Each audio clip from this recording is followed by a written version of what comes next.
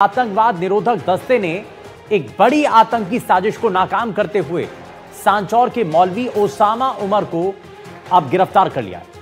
पकड़े गए ओसामा उमर का सीधा कनेक्शन अफगानिस्तान के खूंखार आतंकी संगठन तहरीके तालिबान पाकिस्तान से। ओसामा दुबई के रास्ते अफगानिस्तान भागने की फिराक में था, लेकिन एटीएस की सतर्कता की वजह से उसे समय रहते दबोच लिया गया। आखिर ओसामा की क्या थी प्लानिंग और क्या वो बड़ी साजिश भारत के खिलाफ रचने जा रहा था? क्या क्या उसके प्रोजेक्ट थे और कौन कौन लोग इस प्रोजेक्ट के अंदर शामिल थे? क्या उसकी स्ट्रैटेजी थी? ये सभी चीजों का खुलासा आगे इस रिपोर्ट के जरिए करते हैं।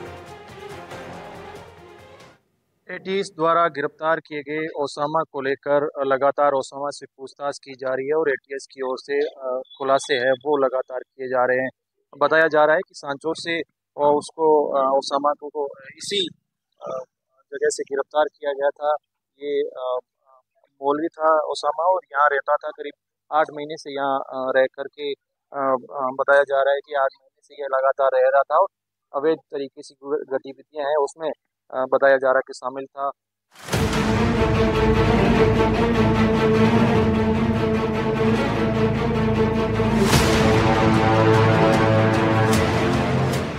राजस्थान एटीएस ने एक बड़ी कार्रवाई करते हुए सांचौर के मौलवी ओसामा उमर को गैर कानूनी गतिविधियां रोकथाम अधिनियम यूएपीए के तहत गिरफ्तार किया है। जांच में सामने आया है कि ओसामा का सीधा संपर्क अफगानिस्तान के प्रतिबंधित आतंकी संगठन तहरीके तालिबान पाकिस्तान के टॉप कमांडरों से था। ओसामा मूल रूप से बाड़मेर के मुसनाराई का बास गांव का रहने वाला है और लंबे समय से सांचौर में मौलवी के रूप में रह रहा था। एटीएस की जांच में पता चला है कि वो सांचौर के इमाम नूर मोहम्मद मुहर्रम चौक पर बैठकर युवाओं के बीच कट्टरता फैलाता था और 4 दूसरे युवाओं को भी आतंक के रास्ते पर ले जाने की कोशिश कर रहा था। एटीएस की पकड़ में आया मौलवी ओसामा उमर मूल रूप से राजस्थान के बाड़मेर का रहने वाला है, लेकिन उसे सांचौर से एटीएस ने गिरफ्तार किया है। शुरुआती जांच में यह पता चला है कि पिछले 4-5 साल से वो पाकिस्तान के आतंकी संगठन तहरीके तालिबान, जो कि अफगानिस्तान में उसके कमांडर हैं, उनके संपर्क में था और बाकायदा उसे राजस्थान में अंजाम देने के लिए बड़ा टास्क भी मिला हुआ था। दरअसल बीते शुक्रवार को एटीएस ने राजस्थान के 4 जिलों बाड़मेर, जोधपुर, करौली और जालौर में एक साथ छापेमारी की थी। इसमें 5 संदिग्धों को हिरासत में लिया गया था, जिसमें 2 सगे भाई शामिल थे। सभी से जयपुर मुख्यालय में 4 दिन तक गहन पूछताछ चली थी। पूछताछ में खुलासा हुआ है कि ओसामा बीते 4 साल से इंटरनेट कॉलिंग के जरिए टीटीपी के टॉप कमांडरों से संपर्क में था। वो उनसे आतंकी विचारधारा से जुड़ा कंटेंट लेता था और सांचौर में युवाओं को ब्रेन वॉश कर संगठन से जोड़ने की कोशिश करता था। 4-5 दिन पहले 5 व्यक्तियों को लाया गया था सांचौर, जोधपुर, जयपुर, करौली, पिपाड़, अलग अलग जगहों से। उनसे गहनता से पूछताछ की गई और पूरी जांच के बाद यह सामने आया कि उनमें से एक व्यक्ति एक आतंकवादी संगठन से बड़ी नजदीकी से जुड़ा था। उनके साथ उनकी योजनाओं में सहयोग कर रहा था, षड्यंत्रों का भाग हो रहा था और बहुत जल्दी वह पूर्णकालिक सदस्य बनने की तैयारी कर रहा था। इसके साथ साथ ही वह अन्य युवाओं को, अन्य व्यक्तियों को भी इस ओर प्रवृत्त कर रहा था और लगातार उनको प्रेरित करने का प्रयास कर रहा था कि वह भी उसके साथ इस तरह की गतिविधियों में जुड़े। शेष एक व्यक्ति जिसका नाम ओसामा है, मोहम्मद ओसामा पुत्र मोहम्मद अनवर, जो मुहर्रम चौक सांचौर में रहता था, उसको कल रात यूएपीए एक्ट, जो विधि विरुद्ध क्रियाकलाप निवारण अधिनियम है, उसकी विभिन्न धाराओं के तहत कल गिरफ्तार किया गया है। आपके सामने आया है कि अफगानिस्तान की एक टीटीपी संगठन है, उससे खूंखार जो संगठन है उससे जुड़ा हुआ था।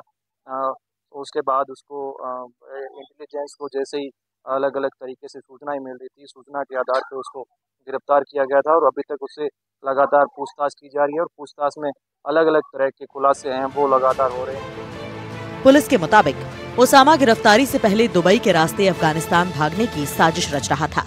एजेंसी ने उसकी संदिग्ध गतिविधियों पर नजर रखी। भागने से पहले ही उसे पकड़ लिया। ये कार्रवाई राजस्थान एटीएस के लिए बड़ी सफलता मानी जा रही है।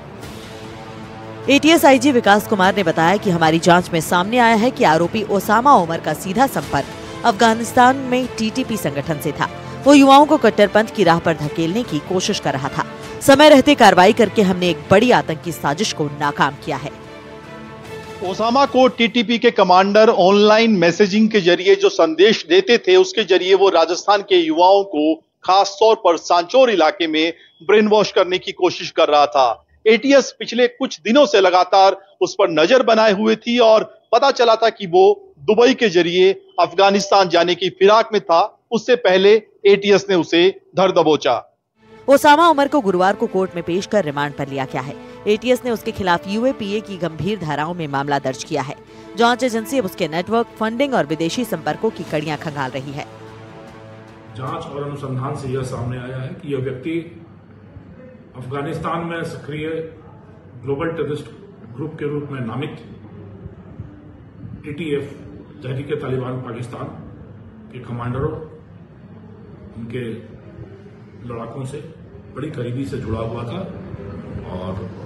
और भी बहुत सारी चीजें हैं, पर आगामी अनुसंधान की दृष्टि से उसका यहां पर अभी खुलासा किया जा सकना बहुत उचित नहीं होगा। पर आप यह मान सकते हैं कि इस आतंकवादी संगठन के साथ इसके तार बड़े गहरे जुड़े थे, उनसे बड़ी नजदीकी से जुड़ा था, उनकी योजनाओं, उनके षड्यंत्रों में यह निकट का भागीदार था।